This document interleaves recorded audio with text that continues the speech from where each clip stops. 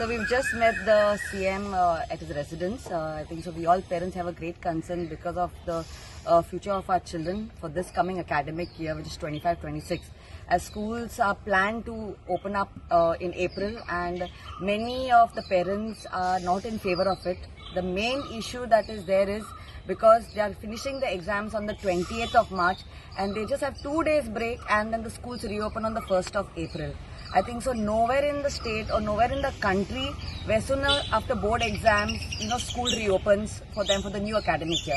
They should at least have like a 15 days break or a month's break or the 2 months break what we've always had, like for our entire lives. Even we have grown up with those 2 months of summer breaks.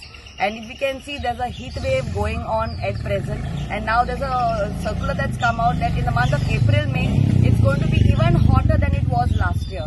So keeping that in mind, we told the CM that we are not against NEP, we are in favor of it, but how it's implemented is a big question. And even in NEP, the points which all the parents have got as circulars, there's discrepancy which we've already explained to the media yesterday, to all of you and to all the parents.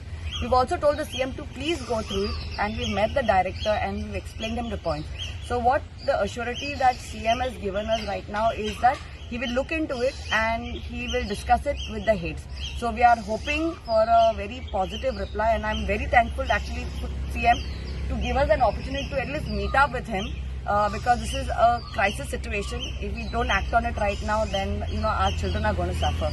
So parents and PTAs who are watching this video would request you all to please be active, to please do an awareness drive, because we've got to know that a lot of parents are not even aware that schools are starting in April.